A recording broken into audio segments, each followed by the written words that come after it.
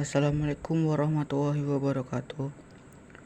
Perkenalkan, nama saya Muhammad Daur Bidang Pratama dari kelas 12 TKR 4, nomor absen 30. Saya di sini akan menjelaskan komponen dari sistem suspensi. Komponen yang pertama adalah bekas. Bekas berfungsi menyerap kejutan dari jalan dan getaran roda-roda agar tidak diteruskan ke bodi kendaraan secara langsung. Bekas memiliki tiga tipe. Tipe pertama adalah bekas koil. Bekas koil atau nama lainnya adalah coil spring, dibuat dari baja khusus yang berbentuk spiral.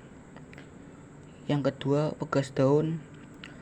Bekas daun terbuat dari baja yang berbentuk bengkok dan lentur yang biasanya digunakan pada suspensi kendaraan berat seperti kendaraan truk dan mobil pickup. Yang ketiga, bekas batang torsi. Bekas batang torsi dibuat dari batang baja yang elastis terhadap puntiran.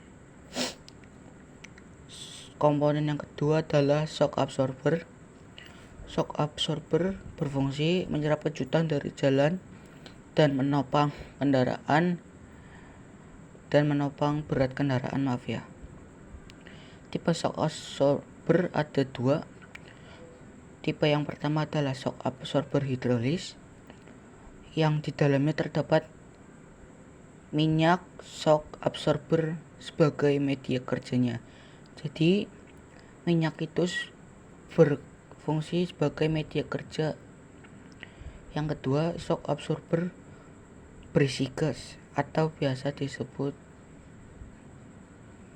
shock absorber nitrogen. Shock absorber gas ini adalah shock absorber yang berisi gas. Gas yang biasanya digunakan nitrogen, gas yang bertekanan tinggi, yang biasanya digunakan pada tipe kendaraan berat seperti bus. Komponen yang ketiga adalah ball joint. Ball joint berfungsi sebagai sumbu kerja roda kendaraan pada saat membelok. Jadi ball joint itu sebagai sumbu kerja kendaraan pada saat membelok. Yang keempat adalah stabilizer bar. Stabilizer bar berfungsi untuk mengurangi kemiringan kendaraan akibat gaya sentrifugal pada saat kendaraan membelok dan menambah kemampuan cengkraman roda. Yang kelima, strut bar. Strut bar berfungsi menahan lower arm agar tidak bergerak maju mundur pada saat kendaraan di kondisi jalan tidak rata. Lalu yang kedua, berfungsi untuk menahan gaya yang bekerja pada saat roda pada arah depan belakang. Yang keenam adalah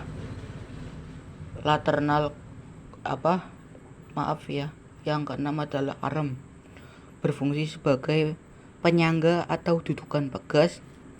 Yang ketujuh adalah lateral control rod, berfungsi menahan axle pada posisinya terhadap beban dari samping. Yang kedelapan, kontrol arm berfungsi untuk menjaga arm tidak bergeser maju mundur. Yang kesembilan, bumper berfungsi sebagai penahan benturan ketika adanya lubang. Bumper itu berfungsi seperti karet, tapi itu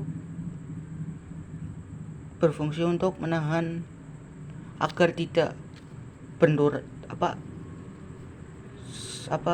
suspensi tidak berbenturan dengan sasis.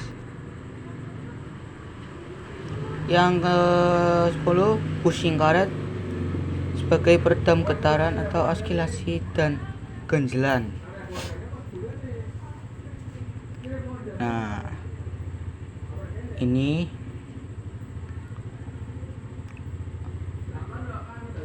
pegas batang torsi biasanya digunakan pada suspensi tipe double wishbone batang torsi. Suspensi depan biasanya digunakan. Ini biasanya di tipe kendaraan mobil kijang. Nah,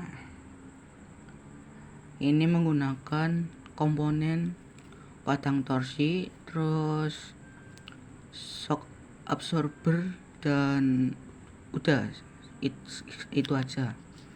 Lalu pegas daun paralel, ini tipenya tipe rigid ya. Terus komponen yang digunakan adalah pegas daun dan shock absorber. Lalu apa itu namanya,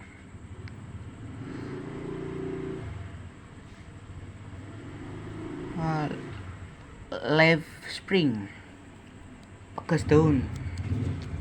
Yang ketiga, tipe double wishbone pegas coil. Ini menggunakan pegas coil dan tipe ini menggunakan komponen pegas coil dan shock absorber sebagai suspensinya. Dan ini ada bumper dan lower arm, shock absorber, terus root bar sama stabilizer. Terus ini bagian suspensi depan. Ini suspensi depan tipe MacPherson strut. Ini tipenya tipe independen. Komponennya ada lower arm, stabilizer bar, strut bar, steering knuckle arm, suspensi member, terus suspensi upper support, coil spring, dan shock absorber. Yang kedua adalah MacPherson strut dengan lower arm berbentuk L. Komponennya ada ball joint, stabilizer bar, suspensi upper support, coil spring, dan shock absorber. Ini biasa digunakan untuk mobil penggerak depan. Dan yang MacPherson strut tipe independen itu biasanya digunakan untuk mobil tipe penggerak belakang. Dan selanjutnya adalah suspensi bagian belakang. Suspensi bagian belakang ada suspensi double wishbone tipe independen. Komponennya ada coil spring, shock absorber, axle carrier, terus lower arm nomor 2, upper arm, stabilizer, lower arm nomor 1, rear suspension member, sama strut root. Ini biasa digunakan untuk mobil penggerak depan. Yang kedua ada strut dualing. Tipenya tipe independen. Komponennya sangat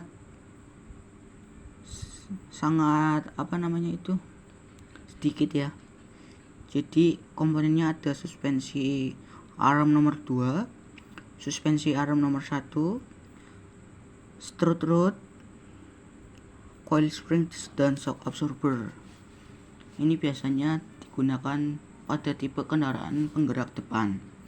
Yang ketiga, trailing arm dengan twist beam.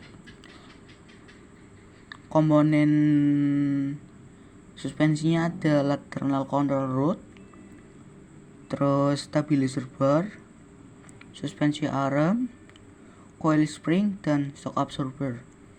Trailing arm dengan twist beam itu jadi menggunakan batang baja lurusan saja, dan ini biasanya digunakan pada mobil penggerak depan. Lalu suspensi belakang lagi ya guys ya. Yang ini pegas daun paralel. Komponen yang digunakan ada leaf spring atau pegas daun, shock absorber, terus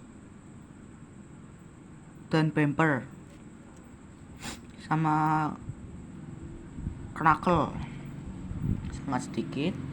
Yang kedua adalah tipe suspensi 4 link, tipenya rigid. Komponen yang digunakan coil spring, shock absorber, upper control arm, lateral control rod, bumper, terus stabilizer bar sama lower control arm. Tipe ini sangat komplit ya, menggunakan 4 link. Biasanya digunakan pada mobil tipe penggerak belakang. Oke, yang terakhir adalah tipe semi trailing arm. Komponennya sangat banyak, jadi ada suspensi member, suspensi arm, insulator, coil spring, shock absorber, stabilizer bar, dan differential support member, bumper, sama drive shaft. Suspensi ini bertipe independen, biasa digunakan pada mobil Jeep, dan tipe ini biasa digunakan pada mobil penggerak belakang. Sekian dari saya, terima kasih. Wassalamualaikum warahmatullahi wabarakatuh.